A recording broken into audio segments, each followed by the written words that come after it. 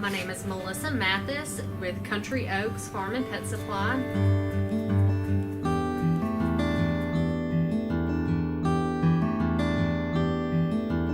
I think it's definitely helped diversify the product that we're carrying in the store.